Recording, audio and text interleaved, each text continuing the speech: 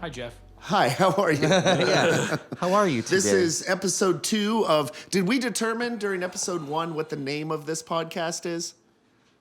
That's the name right there. What's the name? TBD. Still TBD. TBD cast. Yeah. Good words with Jeff. We're with Dietrich, Scott, and Alex. I am Jeff. We've got our executive producer, Ian.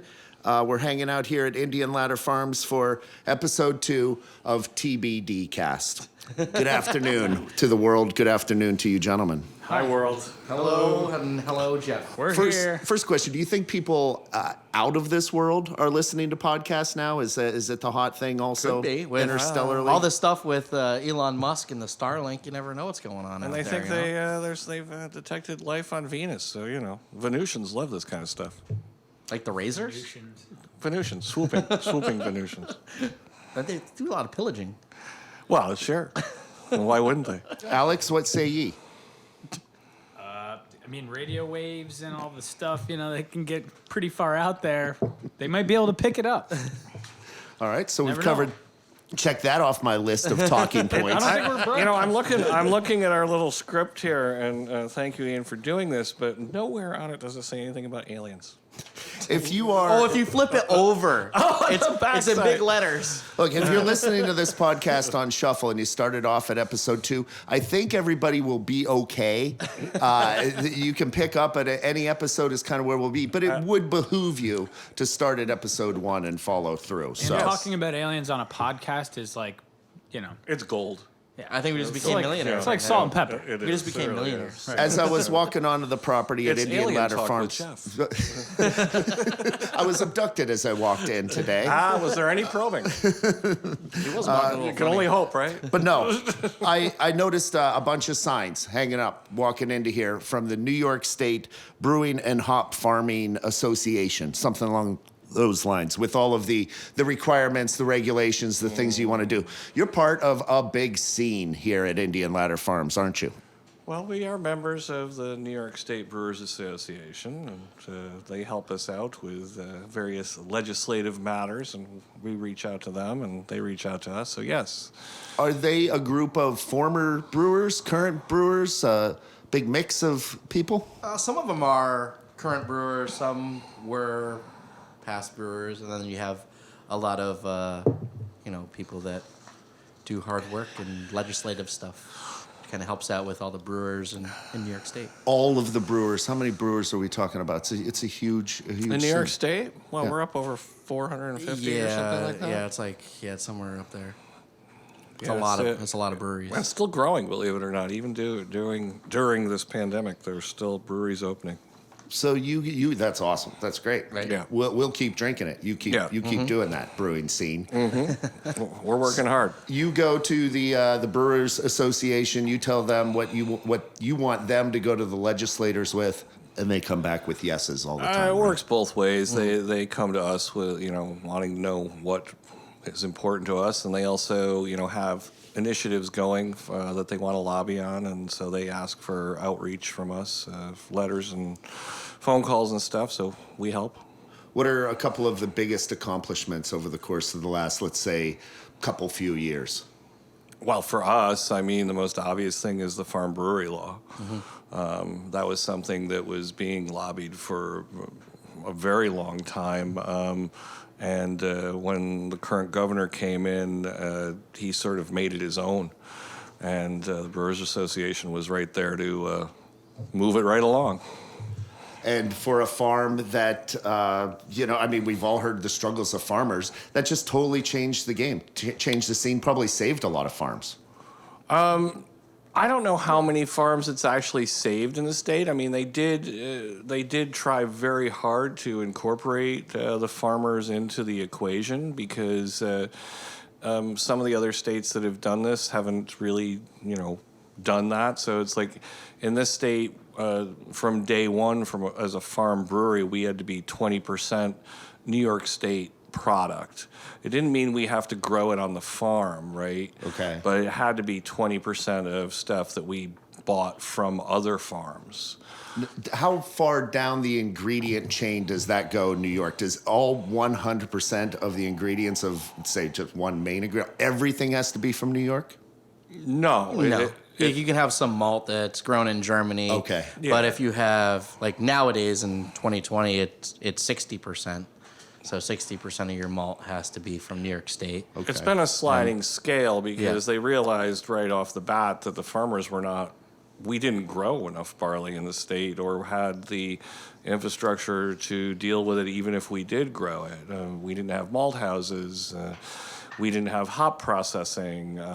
So, those things had to come along. So you couldn't really go from day one and go, hey, 100%. That wasn't happening. I was thinking 20%. That was pretty fair to start, but now you said 60%. Yep. Yeah, and that jumps in 2024 to 90%. Mm-hmm. And, there is some question of whether that can happen. Right. Yeah. The one thing that was really nice about that whole farm brewery law is it got a lot of people to start up breweries and follow their dreams, and they could do it in New York State. Yeah, and you don't have to be, upstate. I mean, there are farm breweries in Brooklyn. Yeah. And they don't grow anything, but they have to purchase. Right. Okay. So they have to purchase from New York State. So it keeps, the idea is to keep ag going in New York State by giving a little boost.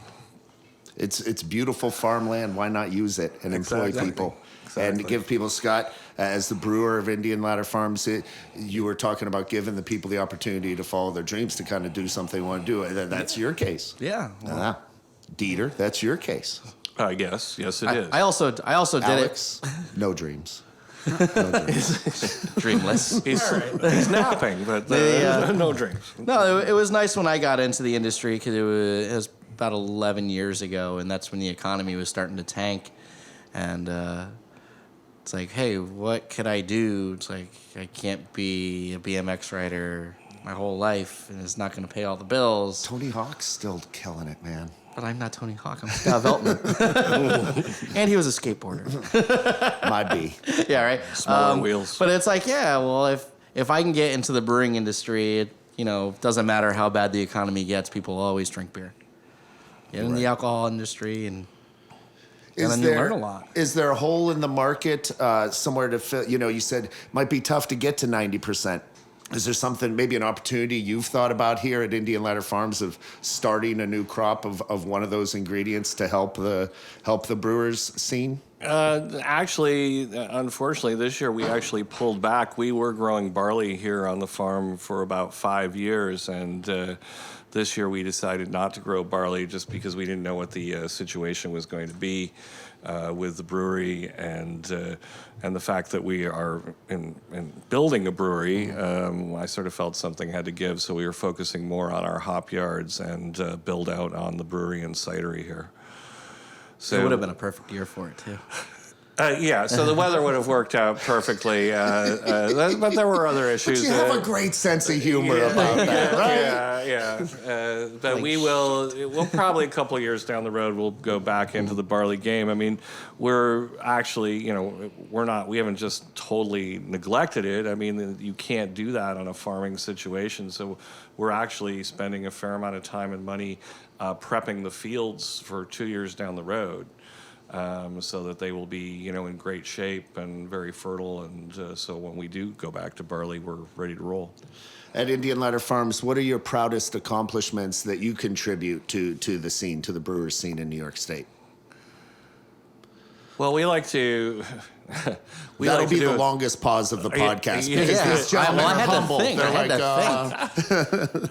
What do we contribute? Oh, geez, very little. I don't know. No, That can't be true. That can't be true. No, I think that we are able to contribute our hops and our knowledge, and we do work with other breweries, and especially some of the ones in Brooklyn. And actually, we've traveled a fair amount, and we've shipped hops all over the place. I mean, Since this is going out to the universe, not just the planet, let's give some friendly shout outs by name to your favorite places. we have our friends down at Interborough and KCBC. Yep.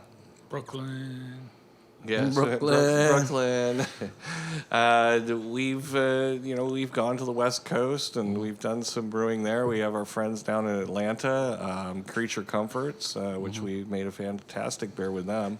We went out to Santa Rosa, did a collaboration with Fog Belt, and we did a collaboration with New Belgium Brewing in Colorado, which was pretty sweet. I'm going to make you name your favorite child out of all those collaborations. And I want to find out more about collaborations. We'll get to that. During this podcast. I do. Because we will get to that. I want to be a fly on the wall in there. Although I know it's a sterile environment. There's no flies. And we can't travel. What is what's your proudest child of the collaborations? Oh, jeez. It would have to be the one we did with Creature Comforts, the Good Migrations. It was, we sent down some of our Tinka Barley as well as some of our Spelt, Helderberg hops and Nugget, and then hand-picked blueberries and raspberries from the farm here, picked by Alex and crew. How many berries were there? I remember you told me. We did, but Well, to each pound, there's about 400 berries, 400 pounds. I was going to say 400 pounds of blueberries. Probably 500,000 berries. Yeah. But there was A bunch of berries. From your I question love how, before, just say it like you said it again like that. Yeah, about 500,000 berries. the way the crow flies. But your question earlier, it's like, what have we done for the brewing community in New York State? I've definitely noticed that when we inform people that what we do here on the farm and we're growing our own malt, our own hops, keeping everything as closed loop on the farm as we can, that blows people away, and people from much larger breweries, and they're like, that's incredible, that's the coolest thing. And it sets a good example for what a farm brewery can be. Because it so we seems like to impossible. maintain that. Yeah, you're can right. be. That's a great point, Alex. Some collaborations that you haven't been a part of that maybe are your favorite, because this is I love to give some shout outs and give people, everyone loves to find themselves a new favorite beer. So when Scott from Indian Ladder Farm says this is my favorite collaboration that I haven't been a part of. My God, there's so many. The thing is, there's way too many collaborations out it's there. hard to keep up with everybody. What about like top of your palate? One of the most recent ones you've had? Recent collaboration I've had? I know it's impossible to drink any beer. Yesterday we had you all live here on the estate on the. Oh on the yeah, farm. we Sloop and Yeah, we- Westmere yeah, we had- collaboration yesterday. Yeah. Sloop and Westmere and Beverage. Brew Crew. And it was I in memory forgot of that they brew. Yeah, Yes, they have a small brewery in their basement. It actually came from here. is that right? Yeah, Yes, that actually was our- sat behind. We're actually literally right behind Actually, you. that was our first brewery. Right there. Yeah. No, it's actually against the wall, Okay, a little well, bit I'm further. not getting up out of this. You can throw your pen over there. But those guys are doing great things. and Yeah. We just picked hops for the owner of Sloop, and that went down to Gun Gun Hill Hill. Brewing, and they did a wet hop beer that was picked at Sloop, then processed here, and then went back down to the Bronx. So it's like this huge collaborative effort just to get a beer made, and we kind of feel like we're a part of that. And so I'm looking forward to that, even though we weren't really supposed to be included in that. They invited us down. They're like, yeah, October 10th, come on down and try the beer once it's ready. So I'm looking forward to that. Yeah, that'd be And sweet. it's cool how you just get in on little things like that. We weren't trying to do that. It was just like, we're helping out. Yeah. We love to help We breweries. help our farmers. But on the drive down, you're saying like figuratively, do you think they want to make out with us? Do you think they'll ask us to prom? Exactly. Do you think? God, I hope not. Not in this day and age. Yeah, I just got a face shield. Jeez. And we have with KCBC and Interborough, we actually have collaborations that are in a regular rotation now. So we do Strictly Taconic with KCBC, and we use our crystal hops in there, which are And Helderberg. and Helderberg, which I'm looking forward to this year because our crystals and our Helderbergs this year are spectacular. They are really nice. So we're really looking forward to that. And we do a holiday beer with Interborough called Taste Like Celebration. It's kind of a ode to one of our favorite breweries, Sierra Nevada. You know, they do the celebration beer every year, and where they go and they select the hops from, you know, a certain hop yard and stuff. So it's fun to, you know, kind of to recreate something that you've, you know, kind of grown up with and put your own twist on it and do it a little different every year. Are these collaborations true and pure and honest? And you don't need to call anybody out if it has ever gone bad. But, you know, I mean, a lot of these things are proprietary info that you're going in with or that you're inviting people in with. You can't show all your cards, or is it really that true and pure of a scene? I don't like to hide anything, but there are some people that do that.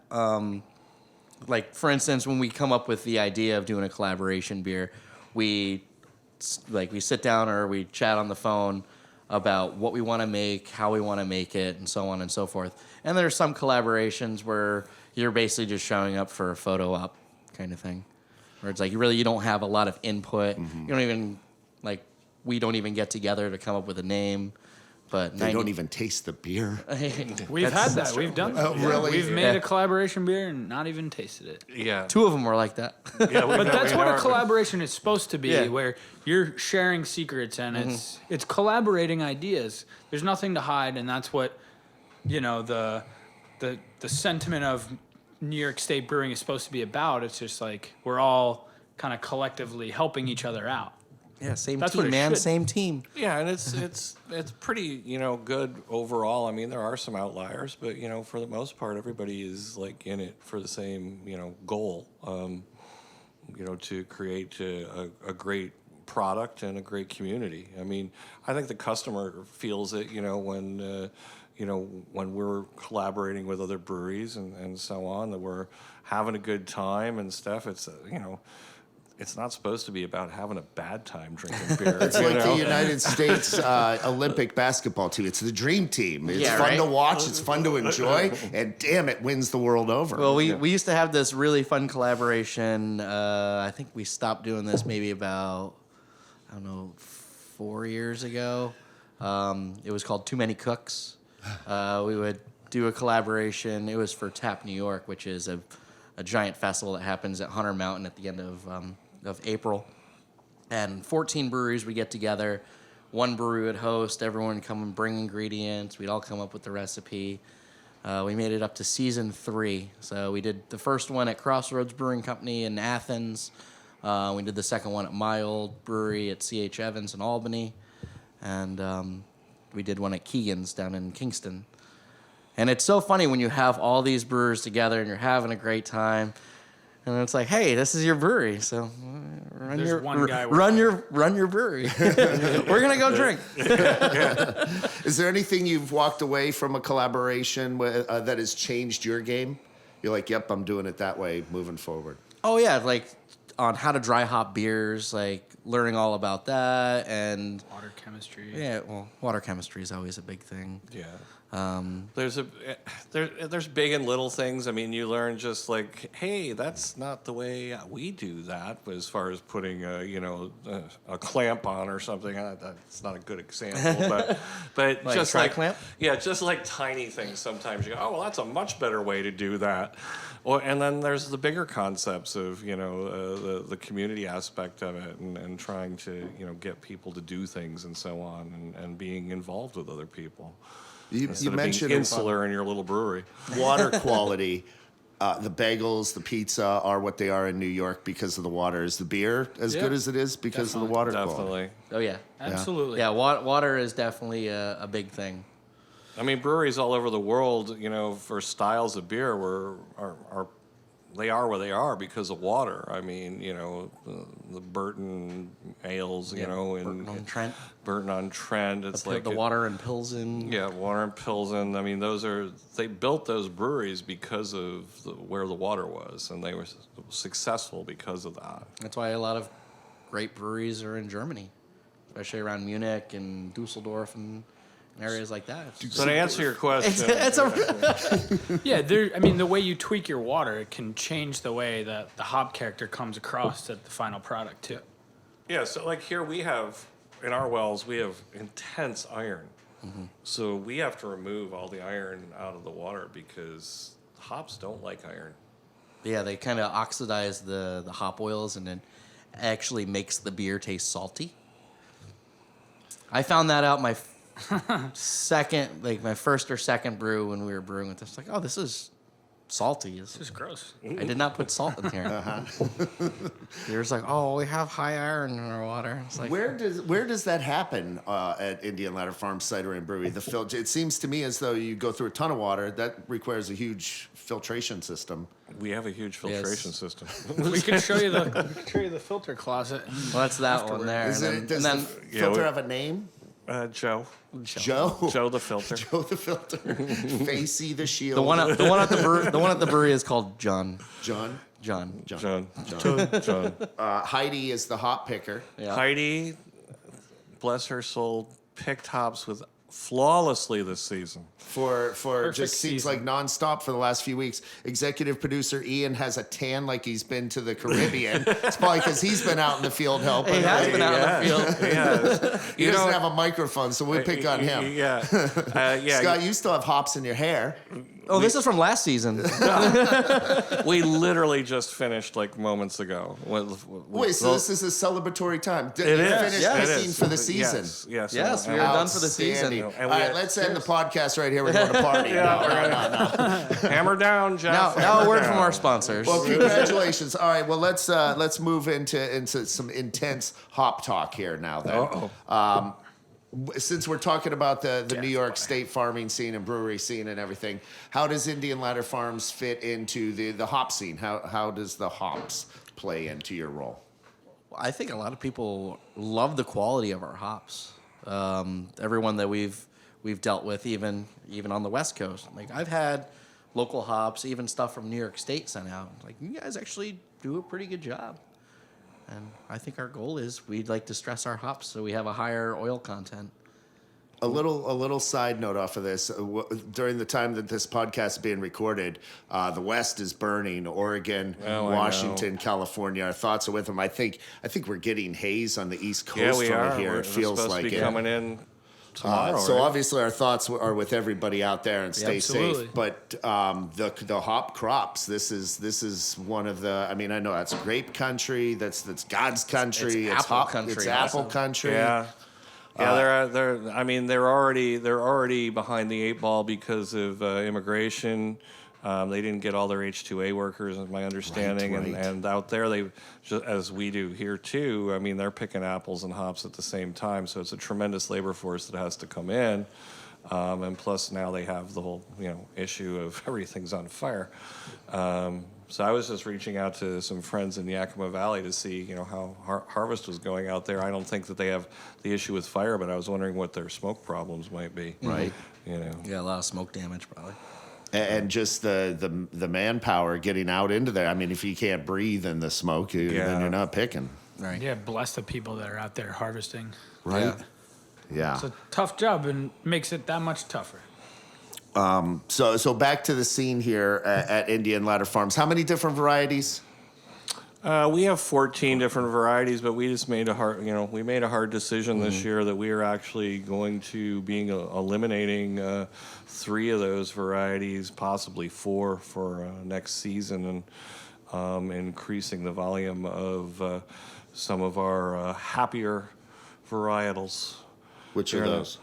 Well, our proprietary hop, the Helderberg hop, this year was just phenomenal. I mean, it's the highest yield we've ever gotten off of it, and it has a beautiful pineapple scent to it. So we're going to increase the acreage on that. And Brewer's Gold, which is my personal favorite. Yep. And it's like huge, like tangerine. It's awesome.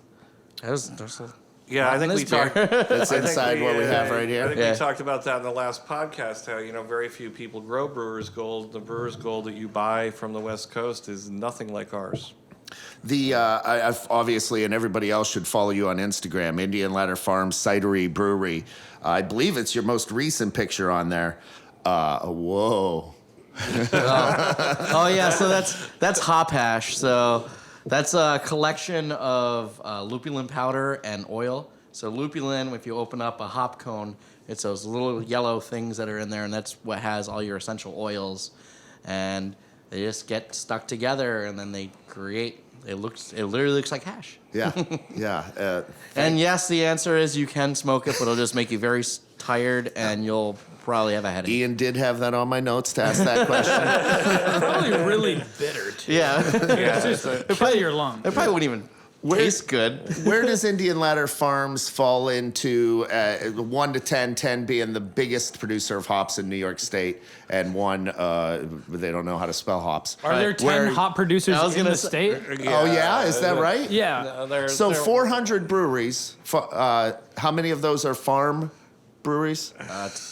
270 something. Yeah, 270. And really, there's not 10 growing hops? Correct. There that's- are a lot of small producers that have kind of dropped out because it's a hard crop to grow, and there are some of the bigger farms are still left. It's a difficult crop to grow. I mean, it's not for the faint of heart. Yeah, it's always so funny when you talk to someone that's retiring. Like, oh, I want to start a hop yard. It's like, you're not going to retire, dude. Yeah, good luck.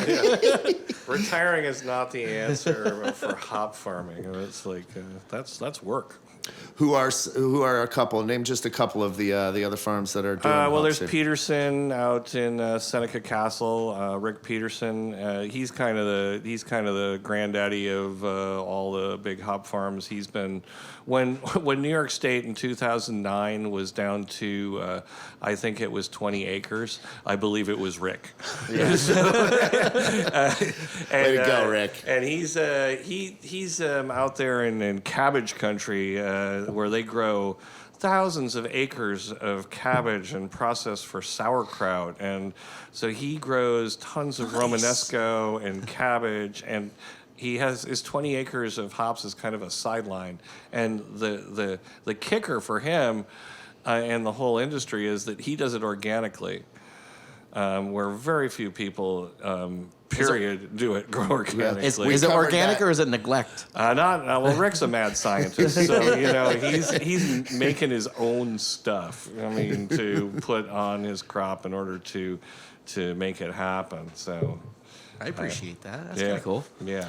So you said the Helderberg hop, your proprietary hop, best year you've ever had with it. So you're going to expand that hop field. Mm-hmm. So the weather was just perfect. You have it figured out. Is there the pinnacle of a life? We don't ever say anymore we have it figured out, because every time we do, we think that we're doing a damn good job. The next year comes along and something that we did not know about happens. We've adjusted a few of the ways that we grow things. We still had some issues this year with insect damage, and that's why we lost some of our early varieties of hops. We just didn't even bring them in. But our later varieties did so well that we are actually bringing in the largest crop we've ever brought in. Way to go. So, that's what people don't seem to understand about farming. It's like it's the highs and lows. It's, starts early in the season and you can screw it up on the last day, and especially with hops. I mean, if you don't dry it properly, it's lost. If you don't pick it at the right time, it's lost. If it doesn't get pelletized correctly, it's lost. And then there's storage. So It's very weather dependent. yes. I think this is the reason why it's so important to, if you're listening to this podcast, recommend it to a friend, someone who you think maybe needs to hear this. The work and the passion and the sleepless nights, not only because you're working so hard, but because you're worried so hard. It really comes out in the product, though. From a consumer's side of things, where I'm at, it really shows the effort, the experience, the hard work, everything that goes into it. And it's important for our communities more than anything else because of the jobs that it creates, the small footprint that is able to be laid out by a community because things aren't being trucked in or freighted in. It's really important. So that's kind of what this podcast is about, right? To get the word out and to spread the word. So Absolutely. yeah, think yeah. so. 'Cause you're hearing it from these three gentlemen who do it for their livelihoods, and yeah, I just wanted to push that message along. Of course. But back to hops. Yeah, we grow them. So the Helderberg, what other varieties did you notice did exceptionally well, or were there any that didn't do well this season? Crystal did really well. Columbus did really well. This actually Incredible amount of Columbus. Yeah.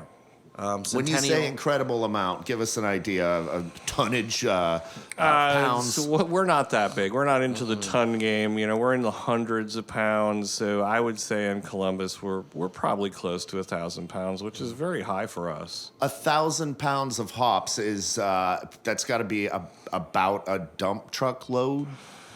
You know, Sorta, visually. It's kind of a small dump truck. Okay. So it's a lot. Yeah. So that kind of gives you an idea. I mean, so yeah, tons would be ridiculous because I look out here all around your farm here, 342 Altamont Road in Altamont, New York is the address.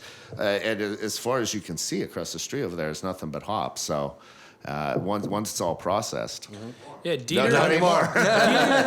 Not as of today. It Congratulations. looks very once bare again. right now. When we were harvesting the other day, it was like we've just been pulling in these huge amounts of these, you know, the Helderberg, the Columbus, the Crystal. Dieter exclaims to us, he's like, "We might actually be able to share some of this year." Yeah. Because it's a lot of like our hops. We're not a hop, you know, seller. We're not a hop store. We're definitely, if local breweries, you know, contact us and if they want a couple pounds of hops, we're more than, you know, willing to accommodate them depending on what we have. But we're also focused on trying to brew beer here. Right. So we're trying to keep it all at home. But we're now coming into a situation where it's like we can let people understand the beauty and the awesomeness of what the Helderberg hop is. And that's all we want to do because it's something that nobody else has. And now we have a lot of it, so it's like we get to, you know, flex it a little bit more this year, which we're really excited about. Has everyone just been too busy to chat yet, or have you talked to other hop producers, hop farmers here in New York? Do you know how their crops were, how their yields were, or will you find out? We picked for like 6 other small farms, and you know, other people did struggle this year, you know, to get their hops to the quality that they wanted. But we don't pick for any of the bigger farms. They have their own. They have their own Heidi's and their own drying facilities. So, no, we haven't spoken. I mean, generally there's a hop conference that happens in December that we Did you say it happens in December? If you're from Pennsylvania. You know, If I didn't, I should have. Because this is Hop Talk with Jeff. TBD. I'm just trying it out, you know. I like the way you said it. If you do the intro for it, then that's it. But okay, the hop conference happens in December. We hop out there and we have a hopping good time. Now I can't stop. I know it makes Scott hoppy. Well, sure, it gets all hopped up. Okay, that's enough. I like hip hop. They should have. It should be held in Easter, around Easter time. No, Oh my God. no rabbit. That's a thinking man's joke. Yeah, so Anyway. the Northeast Hop Alliance has a conference every year. It's been out at Morrisville. It's been out at Cornell, and It'll be virtual this year. I've heard no word about it Yeah. even happening so far. So I'm hoping that it's going to happen. There's also another conference in Vermont at UVM, and those are kind of the two big East Coast ones. And you kind of run into folks that go, "Oh my God, my hops sucked this year," or "Oh, I had the best year ever." Yeah. You know, it's like, You get me to think, as someone that's listening to this, wanting to really make a career out of this, get an education in it. What are some schools in the Northeast that you might want to think about going to if you wanted to learn agriculture? I know I'm a graduate of Penn State. I smelled the air there. I know that's farm school yeah, that country. is farm. Cobleskill has a pretty good agricultural program. Yeah, locally, Cobleskill, Cornell.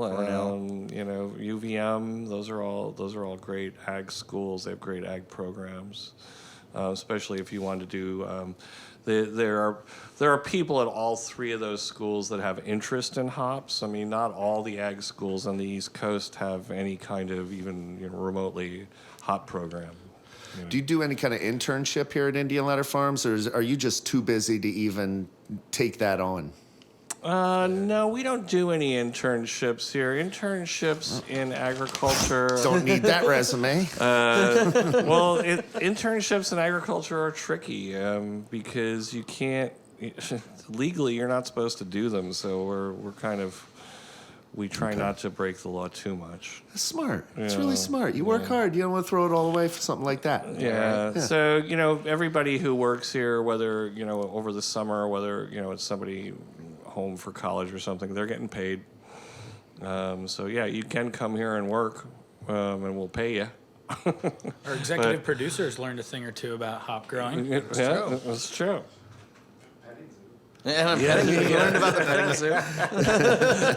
He likes the donkey. Yeah, you gotta love a farm, cidery, brewery, and petting farm. It's everything anybody could ever possibly need. Where are we at on time? 35 minutes.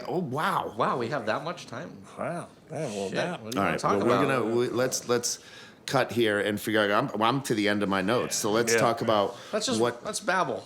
Let's just talk about Let's just stuff. babble. Let's just random. Okay, cool. random So bullshit. we've covered everything you want to cover. Yeah. Yeah. Well, why don't we move You it? could Let's go talk back about hop cider. Talk about the Helderberg hop and where did that come from, Dieter? I can tell you the story of the Helderberg. We all kind of want to know, right. a little more because we every talk time you about that talk last about it, episode? who's Dan Driscoll? Did we talk about that last episode? Did we talk? It's a Dan Driscoll. No, We never didn't. got to Dan we never Driscoll. got Oh, to that's that. right. All right. All right. Hop Origins with Dietrich Gehring. Dan Driscoll was a man. No. So where did Helderberg hop come from? We had on our notes for How is it episode proprietary?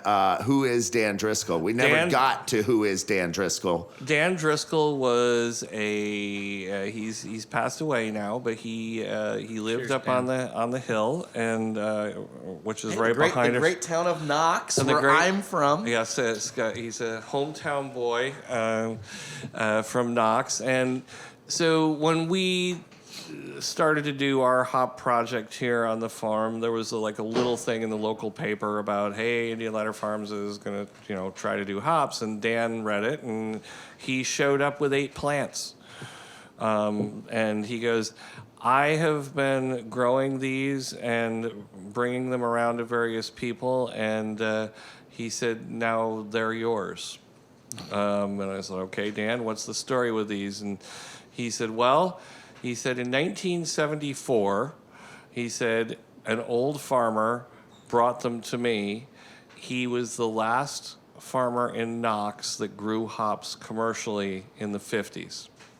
And so from 1950 to 1974, this guy wasn't growing them commercially. He was just growing them in his backyard because he still liked his hops. He was in his 90s and when he gave them to Dan.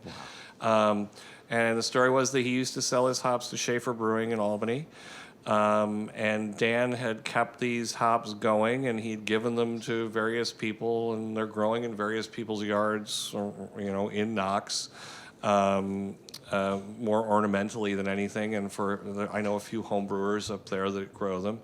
And I was like, this is great, just some random hop. And we grew them out the first year, and they're like, well, these are kind of interesting. They have some great characteristics. And so we started doing a little research on them, trying to figure out what they were. We've done some genetic testing on them, and it was thought that all the hops around here were a variety called cluster. So a lot of brewers aren't very interested in the cluster varieties. But cluster kind of is a catch-all, it seems, after doing some research on it, that there's a lot of different cluster. Yeah, they're not all grassy. Yeah. Not sure what that is. Throw it in the cluster pile. Yeah, pretty much. Exactly. And I think a lot of the reputation for those hops of being grassy is a lot of people just harvesting them too early, because hops look great in the beginning of August and the middle of August. And I mean, we harvested, our Helderberg last week. So And here we it's are, like- the 15th. So the math, Scott, help me. The 7th. 10th, the 7th. Sorry, I was just watching the You were producer coming watching with beer. my beer. Thank you, Ian. Okay. All right. So people want to start in August. You did nearly the middle of September this year. Yeah, but that's not with all hop varieties. Hop varieties, some of them do start maturing the end of August and go all the way into October. But these, once we had them, we had a friend who does some genetic research out in Yakima, and he took them and he had them tested, and they do fall in the cluster kind of category, but they're an outlier. So they're way out on the spectrum of cluster, and it seems as though when we have a really good year with them, and we are able to stress them a little bit, and we get this sort of perfumey, pineapple-y kind of aroma out of them. It's very interesting. And, what we can get with a hop like that's from the Northeast. Because usually when we think of those tropical fruits, you're thinking of, Southern Hemisphere. You're thinking of Australia and New Zealand and all This that. is like a cool mystery story. Yeah. It is. It's fun because it's also when I started doing this, not only did Dan bring hops to me, I was like, all of a sudden people started bringing root stock and their hops to me and shoots and root cuttings and like that. I was like, hey, this is growing in my backyard, blah, blah, blah. And, so it was like, if it had a really good backstory, I took it. So we have one from Delhi, New York that was, the house was bought in the 1960s, and there was a Bible in the house from 1820, and written in the side, because people back then, they would put little notes in their Bibles and stuff. A lot of times it was the only book they owned, and so they'd put family history and stuff in them, written in the margins. And written in one of the margins is, in 1820 they bought the property, and it says there's a hop growing on the property. So I was like, well, we'll take that. Yeah. That's an interesting story, right? And, there's a hop that's been growing in the town of Voorheesville here for as long as I can remember. It grows up a telephone pole in the middle of town. And I took some cuttings off of it just because I thought it was interesting. And I had a guy come to me and say, well, that was brought over here by the French Huguenots. And I was like, well, of course I knew that. I looked at the bottom of the leaf. It says. You can tell by looking at it that that's a French Huguenot hop. So we have that in our yard, and it's it's all right. It's not the greatest thing, but it's got a great story. It absolutely has a great story. Can we get that old guy that came out that told you about that? I think he's dead. Craig That's the Helderberg hop? No, No. that is just a. What is that hop called? That's the Voorheesville hop. We call it. That's just the Voorheesville Voorheesville hop. Feral hop. That's the phone pole hop. Okay. That's the Gadwire. I call Gadwire it special. I call it the Voorhees hop because apparently there was a small hop farm in Voorheesville on the Voorhees farm, and that's the last one that exists. And Jason cut it down. I was walking through Albany Rural Cemetery a couple weekends ago. The amount of Voors in that cemetery is amazing. Amazing. Well, they're all dead. Just so I've never heard of the Voorheesville hop before. I've heard a ton about the Helderberg hop, but I don't really. Does it have an equally interesting and magical story? No, I just Brought over from the French Huguenots. I gave you the story on the Huguenots. What more do you want? I love stories. And we have a couple other hops. Somebody brought me one from Rensselaerville that was growing in the woods, and we were hoping that, kind of the holy grail for if you're a hop hunter, kind of like myself, is to find a true landrace original hop, because hops were here. They're indigenous to this area. They grow here, but they're pretty much wiped out by all the varieties that were brought from Europe. They crossbred and so on. So, there's always this, the holy grail is you're out in the woods and you find, that original North American hop. That's what everybody in the genetics world would love to have. There's a ton of shows on a ton of channels. I think Hop Hunters would be a cool show. Our friend Paul Matthews. You remember Dr. Paul? You remember We Dr. brought him Paul. over to the studio. He's a Yeah. hop hunter. So he was actually, they were trying to work up a show called Hop Hunters, and he's actually did some episodes with the guys from Brewdogs. Yeah, I was going to say, he And did an they're- episode with Brewdog. Yeah, they were in the Georgian Republic and stuff. And Yeah, he goes to Kazakhstan. He goes everywhere. Awesome. Yeah, Awesome. Iran, but never made it to production, not on the air? I think there is a Brewdogs episode. No, the Brewdog one. with Okay. him in it. It's on there. Yeah. All right. Look, we found a hop. Cool. Let's test it. Yeah.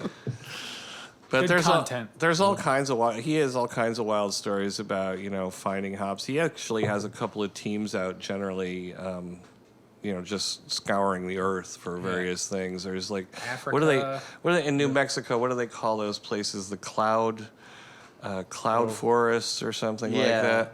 And It is there are cloud these forest. there's these mountaintops in New Mexico that are like totally left alone, and there's hops growing up there and they've never been touched. I mean, these things are literally millions of years old. How can that be? I mean, now that it's out there on this podcast, the aliens are going to swoop in and grab them. Oh, they don't tell you where they are. There's Okay. there's no geomarkers that- on this, so he won't tell you. I'm working on it. Fruit fly. In my beer? Oh, I got a swimmer. Trying to help you, man. I almost got a little protein. I almost drank him. Luckily, we're in the cidery, not in the brewery. Right. Right. I've heard talk of hop cider. What? Did someone Yeah. say hop cider? We do that. We've made it. It's coming back. Actually, it's on my so docket. I haven't missed out on cider. This is the first I'm hearing of hop cider, isn't it? No, there's a lot of hop cider. There's a lot of hop places cider? that include hops in their cider, and it's not like the debut ingredient. They just kind of throw it in there, and it just jazzes up the cider. Which hops are very volatile, so that aroma and that taste is only going to be at its prime for 3 months, maybe 2 months tops. And we've made hop cider, and it sat around for so long that it just kind of fell off, and we were like, maybe let's not do this on such a long-term scale, and let's maybe just do like a hop cider that's very limited amount of quantity, and when it's here, come and get it, and when it's gone, see you next year. So that's definitely on the docket coming up. Now spilling the beans on the hop cider, which I really look forward to actually doing that again. But yeah, there are places that definitely use hops in their cider. You can, if you go to the local beverage center, there's probably a bottle or a can or two on the shelf that have hops in them. There's always a hop cider that's out there. Yep. And then also to Not done with follow up with this, we were talking about collaborations with Yeah. breweries. Yeah. With cideries, it's virtually non-existent, which is kind of a shame. And maybe I'm the one that can change that. And so I've spoken to a couple places. I've definitely spoken to like 3 or 4 places that have not contacted me back. I'm gonna tell you the way but I do feel. have some. I'm trying to just ease my feet into the water too, because I'm the There's- young guy, but I wanna collaborate. Show them you're ambitious. You're the guy Cider to do juice, it. and I wanna blend cider from a different part of the state with what we're growing here, and collaborate terroir and collaborate our cider varieties, and I want to get into all that. And people kind of feel like cider making is like wine making, and it's very more proprietary, and they want to keep it. It's not like beer brewing where it's like, yo, these are my secrets, and this is what I do to dry hop, and this is what I do with my water chemistry. It's like very much, hey, what we're doing here is a special thing, and this is special to us, so we don't really want to tell you everything, or And there's there's a little bit less, which is it's a bummer, but maybe it can be changed. There's Well- kind of two schools of thought on cider. There's one that is like, if by putting anything in cider is like putting something in wine, like you're adulterating it. And like the whole idea of putting hops into wine, you would, that's just not done. I don't know. It could be good. Like if you have a Chardonnay and you hop a Chardonnay. Hopped up Chardonnay. Yeah, there's a classical view, and then there's people that just make cider and want to make a Right. good beverage and have fun with it. Neither one's right, neither one's wrong. Well, the other Right. thing is like historically, I'm right. You're right. historically, people put stuff in cider. I mean, when I thought that I was having this brilliant idea of putting hops in cider, like 6 or 7 years ago, and I was talking with Andy Brennan, who owns Aaron Burr Cider, and I said, yeah, we're thinking about putting hops in it. And he goes, oh, yeah. He said, we do that sometimes, too. He said, I thought that was a pretty original idea. He said, but, we found a ship's manifest where they're shipping hop cider back to England in 1820, Nice. from the New World. So it's, it's not a new thing. Alex, you say maybe I'm the one that's going to get the collaboration started. Why aren't you? Let's do it. Do it. Who would you reach out to? What was it? How many? Two weeks ago, I just got the ball rolling on a collaboration. Which All right. I'll talk about it when it's Awesome. manifested into something. Well, once again, more, it probably just went to crickets. Also because there's a pandemic going on right now, and this is definitely an encouragement from Scott, who is my mentor. And I do a lot of teaching me how collaborations. the art of working in the beverage and the beverage industry. But it's you just got to get out there. You got to go visit these people. You got to go, talk to these people, and you don't know until you ask. So it's like, but because there's a pandemic going on this summer, it was like I wanted to go all over New York and just visit all these places, which you still can, but I don't know. Do it safely. To be continued, I guess. Dieter, I how did want to you- work on it. How did you find these two young, talented producers? They come to you? You sought them out? Let's see. Well, I was washing his windows at a red light. You're like, here, Little hold did my he know beer. that wasn't Windex that's in that bottle. we loaded him in the van and took him. He'll get in any white van. I mean, it's Wait, there's beer in there? Wait, Yeah, it totally. says Indian Ladder Farm Cidery and Brew. Well, it didn't at the time just said you just Indian tell him Ladder. there's puppies and popsicles. He's in. No, I met Dieter over in there was a class over at Cornell. It was just like a brewing class kind of thing, and we used to, when I worked for Rome again, we like to go to those things just so the new people will be like, oh my god, this is someone from Home Again. Like, can we talk to them and ask them things? And which was always a lot of fun. And then found out that his farm was about 5 minutes away from where I grew up. And I was like, I know where your farm is. Like, how do you know where Altamont is? Like, actually, my driver's license still says it. And then he came back to the farm. I went back to Home Gang, and then he came back out to the farm. I think you were getting your stuff pelletized Yep. in Oneonta, you and Lori. Yeah, we used to stop. That was kind of our side trip. We would stop. We get our stuff pelletized. Our hops, not our stuff. We get our stuff pelletized. Pelletized. Oh, literally turned into pellets. Yeah. Yeah. So that's the next process after harvesting and drying and all that. We send it out to Northern Eagle hop pelletization, and they put it in a form that is easier to store and use.